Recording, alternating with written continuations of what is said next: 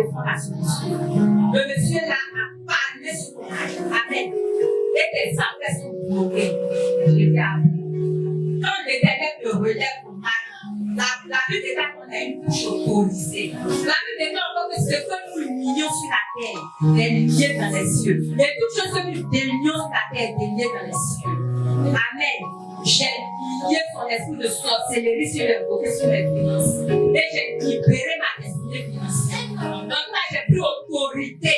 Amen. Sur ta puissance satanique. Avec laquelle il a collaboré contre ma vie. Alléluia.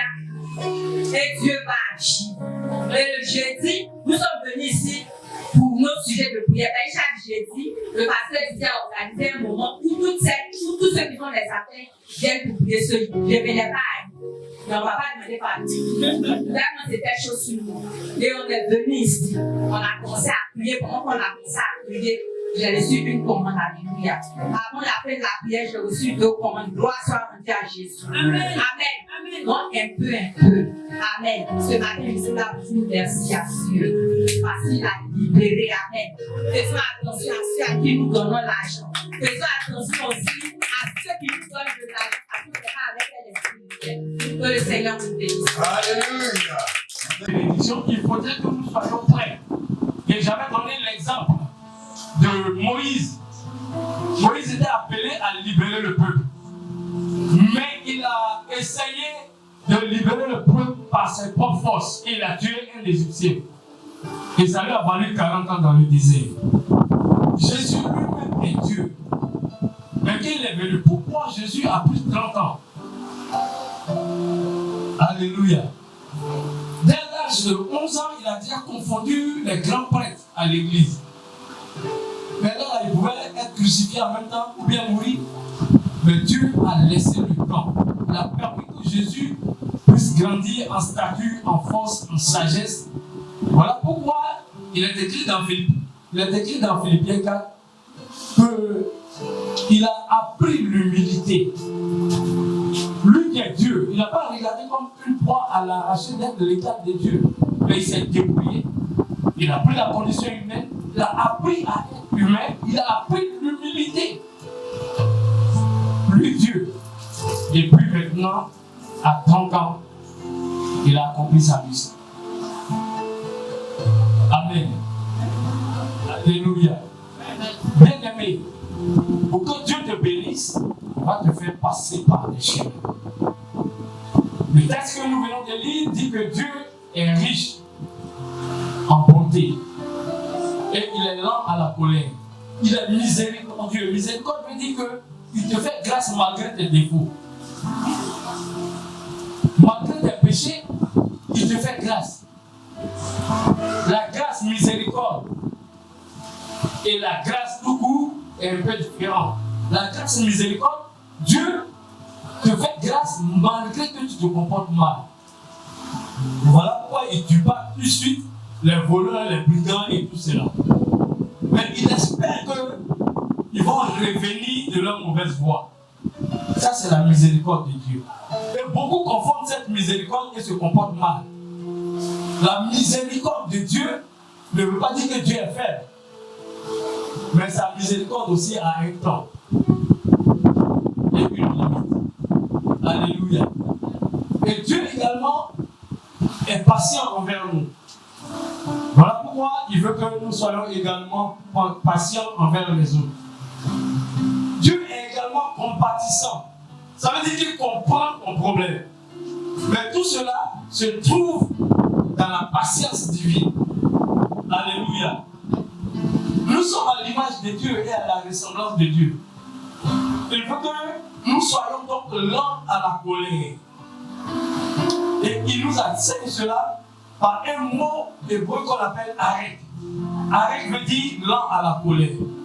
Mon thème aujourd'hui, c'est le but de Dieu pour arrêt, c'est-à-dire être lent à la colère. Pourquoi Dieu veut que nous soyons lents à la colère? Et c'est ce que je vais développer. Pour que nous puissions atteindre notre but, Dieu veut que nous soyons lents à la colère. La Bible nous dit que même si tu te mets en colère, que le soleil ne se couche pas sur ta colère. Amen. Mais avant de te mettre en colère, il faudrait que tu puisses analyser la situation. Et c'est ce que nous allons voir. Donc, Dieu veut que, premièrement, que nous soyons lents à la colère. Parce que si tu es lent à la colère, tu vas avoir la sagesse et l'intelligence. Vous savez, Proverbe 14, 29 dit, celui qui est lent à la colère, c'est-à-dire celui qui est arrête veut dire lent. Celui qui est arrête à la colère a une grande intelligence. Mais celui qui est prompt à s'emporter proclame sa folie. Amen. Alléluia. Celui qui est lent à la colère et a une grande intelligence. Généralement, quand on se met en colère, on ne calcule plus. On dit les choses comme ça doit venir. Amen. Mais quand tu es lent à la colère, tu es un homme intelligent. Parce que tu regardes ce qu'on t'a fait, la frustration que tu as eue, peut-être le manque de respect que tu as eu. Et puis tu regardes et tu dis, mais pourquoi il a fait ça? Ça proclame notre bonté. Être lent à la colère proclame notre bonté. Quand tu es lent à la colère, tu es en train de montrer que tu aimes les gens. Que tu ne t'aimes pas toi-même, mais que tu aimes les gens. Et que tu cherches à comprendre pourquoi telle personne se comporte comme ça. C'est de l'intelligence. Tu analyses la situation. Pourquoi il a fait ça? Normalement, il ne devrait pas me faire ça, mais pourquoi il a fait? Pourquoi il a fait? C'est que peut-être il a un problème. Et qu'est-ce que je peux faire pour l'aider? Amen. Être lent à la colère nous apporte la sagesse et l'intelligence pour être une bénédiction pour les autres. Amen. Donc Dieu va te faire passer par des moments où les gens vont venir te mettre même en colère. Ton enfant va se comporter d'une manière bizarre. Parce que la colère, la Bible dit que celui qui est prompt à s'emporter proclame sa folie. Pourquoi tu proclames ta folie? Parce que quand tu es fâché, tu ne calcules plus. Tout ce que tu as, c'est de montrer à la personne qui tu es. Amen. C'est de taper la personne, mais c'est de parler mal à la personne, mais c'est de dire à la personne, moi là, je ne suis pas comme ça. On ne me fait pas ça. Alléluia. J'ai connu quelqu'un qui était très colérique. Quand on lui parle, il n'écoute pas. À cause de la colère. Des fois même, il vient me dire des choses pour lui-même. Mais tellement son cœur est chaud, naturellement. Je ne dirais pas naturel parce que peut-être il a subi des frustrations, il a subi des choses. Mais je veux dire qu'il y a des gens qui sont là, ils sont déjà en colère. Tu ne peux pas lui parler. Tu ne peux pas lui parler. Quand tu parles, déjà là, il est sur ses gardes. Il est sur ses gardes. C'est ton bonjour même là, d'abord il te regarde, il va analyser si le bonjour, c'est un bonjour ou bien un mauvais bonjour. Donc lui, il est là, il est prêt. Ça, c'est de la folie. Amen. Si c'est même pas ce que la personne va dire. Mais toi, tu es déjà sur tes gardes. Voilà pourquoi tu ne dois pas te mettre rapidement en colère. Regarde, écoute. Généralement, les gens qui sont colériques n'écoutent pas. Ils n'écoutent pas. Quelqu'un qui est colérique, il se dit déjà la personne qui vient me provoquer. Comme me provoquer. C'est pour venir me dire ça, hein? Et puis lui, il est là, il prépare sa réponse. Ou bien il prépare sa réaction. Dieu va t'emmener à être lent à la colère. Parce que si tu es comme ça et que tu n'es pas lent à la colère qui te donne une bénédiction, tu vas être un problème pour ceux que tu es censé bénir. Amen. Moi, j'ai appris aussi à être lent à la colère. Honnêtement, j'ai appris. Être lent à la colère, ça prend et on demande demande cela dans la prière. On demande cela dans la prière. Parce que tu vas voir que la colère va te faire manquer beaucoup de bénédictions. J'ai dit la dernière fois ici à quelqu'un qui était tellement colérique que un petit par là prendre sa femme, il allait déposer des missions. Je ne travaille plus. Je ne travaille plus. Comme vous ne pas comme ça. C'est fini, il laisse le travail. Et or, on a dit qu'il allait laisser le travail. Il y avait une note pour le nommer. Pour qu'il soit directeur. Pour gagner des grades. Et c'est au même moment qu'il est venu déposer sa démission. La colère crée des choses. La colère crée des mariages. La colère crée des mariages. Il y a des femmes, on ne les a même pas chassées. Quand quelqu'un combien prend ses bras, elle est partie. Et quand elle n'a pas venu, elle regrette. Elle ne sait plus combien elle fait pour venir. Bien aimé, apprenez à être lent à la colère. Ouvrez ouvert les gens. La Bible nous dit que tu aimeras ton prochain comme toi-même. Est-ce que être en colère, c'est aimer ton prochain? Est-ce que ne pas frapper les gens, c'est aimer ton prochain? Alléluia. Est-ce que c'est que monsieur? Donc Dieu va t'apprendre à être arrêt, être lent à la colère. Quelqu'un qui est lent à la colère, c'est quelqu'un qui est intelligent. Si c'est avec ton mari, tu te poses la question, mais pourquoi aujourd'hui il me dit ça? Femme, surtout, sachez vous maîtriser. Garçon aussi, sachez vous maîtriser. Aujourd'hui, je vais vous enseigner quels sont les bénéfices de ne pas d'être lent à la colère. Mais le dimanche prochain, je le dis d'avance, je vais vous enseigner comment être lent à la colère. Qu'est-ce qu'il faut faire pour ne pas se mettre en colère facilement. Dimanche prochain. Mais aujourd'hui, il faut savoir que te mettre en colère, déjà, si tu ne te mets pas en colère, tu es intelligent. Tu es sage. Et tu aimes les gens et tu es bon. Dieu est bon. Et si tu as Dieu, c'est que tu dois être bon. Le caractère de Dieu, c'est que Dieu est bon. La Bible dit qu'il fait pleuvoir sur les méchants et sur les justes. Et quand je lis cela, je vois que Dieu est vraiment bon. Il y a des gens qui disent, je ne connais pas Dieu. Ils insultent Dieu. Mais quand il pleut, ça les mouille aussi. Dieu pourrait faire un espace où il ne va pas pleuvoir sur eux. Parce que Dieu est capable de le faire. Il peut pleuvoir même dans ce quartier ici. Et puis aux Zénith, il ne va pas pleuvoir. Vous n'avez jamais vu ça? Il peut pleuvoir à Yébi ici. Et puis aux Zénith, c'est sec.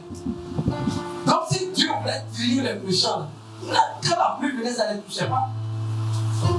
Mais tu mets aussi les gens par là. C'est toi qui dis que ici c'est comme mon livre là.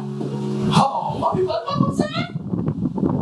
Ils ont conseillé ça là, à ton frère, à ta soeur ou bien au mari de ton frère, au mari de ta soeur. Mais pour lui montrer qui tu es, c'est le conseil que tu donnes. Il faut procurer la paix. Parce que si il y a quelqu'un qui met les gens par là avec que Dieu te bénit, tu seras. Ça sera très fouillette. Amen. Les hommes ont besoin qu'on s'intéresse à eux. Les hommes ont besoin qu'on puisse leur montrer de l'amour. Il y a des gens qui ne vont pas dans des églises parce qu'ils disent dans leur église, il n'y a pas d'amour. Mais comment les gens savent qu'il n'y a pas d'amour dans l'église? Comment ils savent? Parce que quelqu'un vient, bon, on s'en fout de lui, on ne s'occupe pas de lui. Il y a quelqu'un qui m'a raconté que dans une église, et je ne dirai pas le nom de l'église, mais ce n'est pas une église évangélique en tout cas, c'est une église dans la classe des églises mormons. Quand tu vas là-bas, que tu es nouveau, les gens vont venir, ils vont te saluer, ils vont te demander, lui va venir te demander, tu as besoin de quoi? Si c'est long, il va te payer l'eau, comme ça. Et puis, ils sont contents de te voir. Amen. Une telle personne attire. Amen. Donc Dieu va t'enlever ton côté colère pour que tu puisses attirer les gens. Il y a des gens qui se promènent pas avec les gens parce que quand ils se promènent avec eux là, c'est toujours pas là. Son cœur est chaud. Vous allez partir, vous êtes d'accord, mais arriver devant là-bas, ça ne devient pas là. Tu lui as dit un mot. Il y a des gens, vous êtes d'accord, mais en allant, il y a un mot qui va sortir de ta bouche, tu n'as même pas fait exprès, puis ça, la porte, ça explose. Alléluia. J'ai dit qu'il y a quelqu'un, on a tous appris, ici, qui a tué son ami. Pour une histoire de voleur là. Voleur de portable. Son ami a emprunté son portable pour aller téléphoner, mais comme le portable était encore dans sa main, il a traité le gars de voleur. Ça allait jusqu'à tuer le monsieur. Amen. Ici, à Wasakaya, le 1er janvier, c'est quoi? C'est la colère. Et lui, maintenant, qui a tué, il se retrouve en prison. Il va prendre peut-être plus de 20, 30 ans. Bon, si Dieu l'avait compris pour être une source de bénédiction, une source de bénédiction, peut-être une belle source de bénédiction, mais avec toute cette colère-là. Alléluia. Bien-aimé, Dieu a fait de toi une source de bénédiction. Il faut procurer la paix autour de toi. Pour procurer la paix, ce n'est pas tout ce qu'on te parle mal qui doit t'énerver. Ce n'est pas tout ce qu'on te fait qui doit t'énerver. Alléluia. Tu peux parler calmement à la personne. Si tu es lent à la colère, tu peux parler. Voilà pourquoi j'ai parlé de sagesse et d'intelligence. Quand l'action est passée, tu appelles la personne. Pourquoi tu as fait ça? Mais tu sais que je suis dans le monde. Pourquoi tu me fais ça? Quand la personne est confuse, demain elle va plus recommencer. Parce que tu procures la paix. Alléluia. Sois libéré de la colère au nom de Jésus. Amen. Bien-aimé, la Bible dit encore dans Matthieu 5, 9, heureux ceux qui procurent la paix, car ils seront appelés fils de Dieu. Est-ce que tu es un fils de Dieu? Amen. Je ne vais pas dire enfant de Dieu. C'est un enfant qui ne sait pas ce qu'il veut. La bénédiction est pour les fils et non pour les enfants. Tu ne peux pas donner une voiture à un enfant. Amen. Quel que soit ton amour pour ton enfant, un enfant de 5 ans, 6 ans, tu ne vas pas aller acheter une Mercedes pour lui donner. Alléluia. Mais c'est quand il devient grand. C'est quand il devient grand qu'on lui donne véritablement le cadeau. Dieu veut te bénir, mais il attend que tu deviennes grand. Que tu sois un fils. Les fils, c'est ceux qui procurent la paix. Est-ce que tu procures la paix autour de toi? Est-ce que ce n'est pas toi-même qui es devant les palas? Oh, ils ont insulté mon père, ils ont insulté ma mère, ils ont insulté mon frère. On n'attache pas. Alors, j'ai laissé après des chrétiens à aimer ça de côté aujourd'hui. Et puis je suis là, en bien de mon frère. Et maintenant tu es assis là. Tu respires. Bon, qui t'a envoyé là-bas? Parce qu'on a manqué à ton père, à ta mère ou à ton frère. La haine maintenant se blesse. Tu veux la faire venir prier ton Dieu comment? Même pas à l'église même. Quand tu finis maintenant là, est-ce que quand tu as te mettre à l'église, Seigneur là, toi-même tu es à l'aise? Je vous pose la question. Tu allais faire par là, tu viens maintenant, tu vas prier maintenant. Toi-même là, cet esprit là te regarde. Et puis, tu sais que ta prière là même, ça ne dépasse même pas le plafond. Toi-même tu sais ça. Donc évite. Alléluia. Tu dis que tu es saint, tu dis que tu es un pasteur, tu es un prophète, tu es un prophétesse, tu es ceci, cela. Tous ces dons-là. Mais à cause de la colère, toi-même tu viens et puis à chaque fois tu reprends. À chaque fois, le Saint-Esprit te reproche. Arrête. peux avoir des dons. Lisez dans 1 Corinthiens 13. Il dit même si tu as des dons, même si tu parles des langues, même si tu prophétises, même si tu fais 1 Corinthiens 13, quelqu'un n'a qu'à me lire ça. Amen. Lisez-moi à haute voix. Donnez un micro à la personne que tout le monde entend. 1 Corinthiens 13.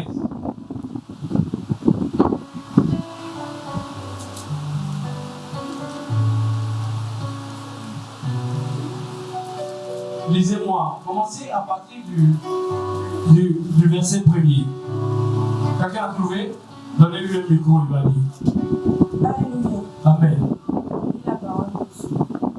Quand je parlerai les langues des hommes et des anges, Même si tu parles la langue des anges, si je n'ai pas l'amour, je suis un aéré qui résonne ou une cymbale qui retentit. voilà, ça veut dire que tu es comme une table qui fait du bruit. Oui. Et quand j'aurai le don de prophétie, la science de tous les mystères, Tu fais tout le connaissance de Dieu. quand j'aurai même toute la loi jusqu'à transporter les montagnes, si je n'ai pas l'amour, je ne suis rien. Voilà, sauf pas au verset 5. Il exclut tout. Il croit. Bon, commence au verset 5. Il ne fait rien de malhonnête. Commence au verset 3. Et quand je distribuerai tous mes biens pour la nourriture des pauvres, quand je livrerai même mon corps pour être brûlé, si je n'ai pas l'amour, cela ne me sert à rien. Maintenant, l'amour est. L'amour est patient. Il est plein de bonté. L'amour n'est point envieux. Bon, c'est bon. L'amour est patient. Arrête.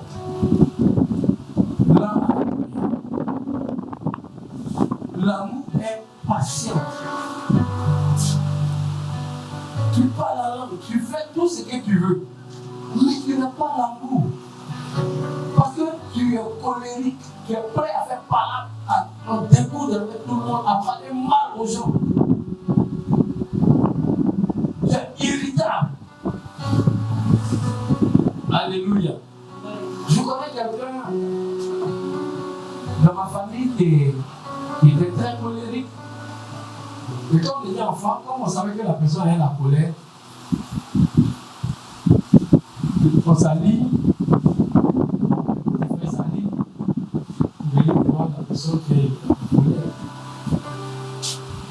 Et voilà la personne qui est en colère ici, par exemple. Ça va comme. Je parle de l'exemple. On vient, on passe. Et puis, une fois, on vient, on passe. On vient, on passe. C'est vrai. 3 fois. Quand on est en train de revenir, déjà on a monté sur nous. Colère, les montagnes, ça a dépassé. Vous voyez comment quelqu'un de colérique, on le manipule. On peut te manipuler à cause de ta colère. Alléluia. Dieu veut que tu sois prompt à faire la paix avec les gens. Ne mets pas les gens en panne. Toi-même ne fais pas par là. Ne garde pas rancune. Si tu es dans l'église et que je suis en train de te parler ce matin, le Saint-Esprit te parle, va te réconcilier avec des gens avec qui tu ne parles pas. Parce que tu ne peux pas être chrétien et avoir des personnes avec qui tu ne parles pas. Ça ne va pas. C'est pas compatible. Ton chrétien là, c'est comment? Je m'en fous de lui. Donc, je vais à l'église. Je vais adorer mon Dieu. C'est pas plus censé comme ça. De toute façon, moi, c'est Dieu seulement qui connaît. Mais Dieu dit que ton amour doit se prouver chez les autres. Dieu que tu aimes là, il dit, les 2 grands commandements, tu aimeras ton prochain comme toi-même. On dit comme toi-même, on n'a pas dit comme les autres. Tu aimeras ton prochain comme toi-même. Est-ce que toi-même tu t'aimes? De la manière dont tu t'aimes là, c'est pour ça que tu dois aimer ton prochain. Alléluia. Paul regarde comment toi tu t'aimes. Et maintenant, en plus, si ton prochain c'est ton mari ou bien ta femme, il faut l'aimer comme toi-même. que les hommes doivent aimer leurs femmes. Comme Christ a aimé l'Église et Jésus s'est donné pour elle. Amen. Toi, c'est toi qui trouves que ta femme est bête. Ta fiancée est bête. Et toi-même, pourquoi ta fiancée ça ne peut pas parce qu'elle est trop bête. Bon, et puis après, maintenant, tu veux passer par derrière et coucher avec. Donc, quand tu couches avec les bêtes. Alléluia. Est-ce que quelqu'un peut acclamer ça?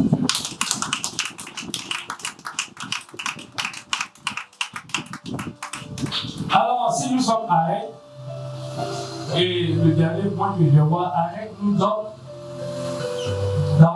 d'être bon du cœur et d'action. Il y a des gens, quand vous les approchez, vous voyez qu'ils sont vraiment bons.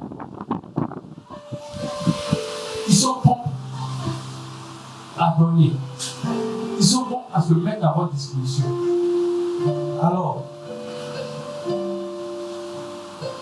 Psaume 86, verset 15 dit, mais toi, Seigneur, tu es un Dieu miséricordieux et compatissant, lent à la colère et riche en bonté et en fidélité. Dieu est compatissant. Tu es à l'image de Dieu. La compassion, c'est comprendre l'autre. Je vais prêcher sur la compassion. Mais la compassion, c'est se mettre à la place de l'autre. Vous voyez que c'est par compassion que Jésus a multiplié les pains. C'est par compassion que Lazare a été ressuscité. Vous voyez que c'est par compassion que la veuve qui allait enterrer son fils a eu son fils ressuscité. La compassion, c'est de mettre à la place et dans la mémoire de l'autre, dans l'esprit de l'autre. Si j'étais à sa place, comment j'allais me sentir? Si c'était moi, comment j'allais me sentir? C'est ça la compassion. Et la miséricorde, c'est pardonner malgré ses grandes erreurs. J'ai suivi des débats à la télé. Il y a une fille qui dit que mon papa m'a abandonné, ma maman m'a abandonné. Et aujourd'hui, ils ont fait ceci. Moi, je partais à lui.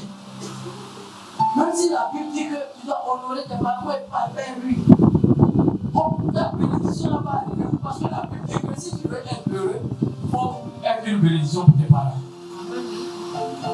Donc le côté heureux là, tu ne le seras pas. Puisque c'est ce que la Bible dit qui est au-dessus de toute autre parole. Toi, tu dis comme tu as fait du mal.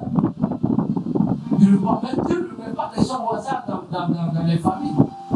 Dieu sait pourquoi il t'a mis dans telle famille. Et il sait ce qu'il va faire avec toi. De toute façon, tu as une source de bénédiction. Mais si tu as mis dans cette famille où on te repousse, on te maltraite, certainement que tu seras la bénédiction pour cette famille. Joseph, ses frères, ils l'ont jeté dans le puits. Et puis, ils ont dit à son père qu'il est mort. Donc, il était mort pour la famille. Il était mort, il n'existait plus. Il allait souffrir dans la maison de Potiphar. Là-bas, quand la femme voulait le violer, et il a été accusé, et justement, il est rentré en prison là-bas. Il a donné des prophéties, il a donné des révélations. Et ceux à qui il a révélé là, le gars qui devait être un soutien pour lui, est parti pendant des années. Mais Dieu l'a sorti de là. Donc, pour que tu sois arrêté, pour comprendre que c'est le moment que tu traverses actuellement, c'est Dieu qui le veut. Pour que tu apprennes à être amour. Pour que tu apprennes à être amour. Au final, quand les frères de Joseph sont venus, eux-mêmes ils avaient peur maintenant. Quand il s'est dévoilé à eux, d'après notre langage, si tu peux creuser tout pour rentrer dedans, tu allais le faire. Eux tous avaient peur. Eux tous. Il dit non, n'ayez pas peur. Que c'est Dieu qui a fait que vous m'avez envoyé ici pour que je sois un sauveur pour vous. Amen. Et c'est ça. Tu dois être un sauveur pour quelqu'un. Tu dois être une bénédiction pour quelqu'un. C'est à cause de Dieu t'a mis dans cette famille. C'est à cause de Dieu t'a entouré de ces personnes. Alléluia. Le psaume 145, verset 8 dit, l'Éternel est miséricordieux, compatissant, lent à la colère, et plein de bonté. Il faut être rempli de bonté. La bonté, c'est quoi? C'est faire du bien à quelqu'un. Faire du bien à quelqu'un. Toi, ton père t'a acheté, mais si toi, tu lui fais du bien, sache que ce que tu vas semer, tu vas récolter cela.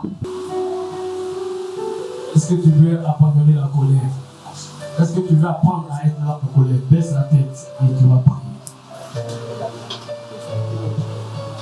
Prie par rapport à ce que tu as entendu de la parole de Dieu.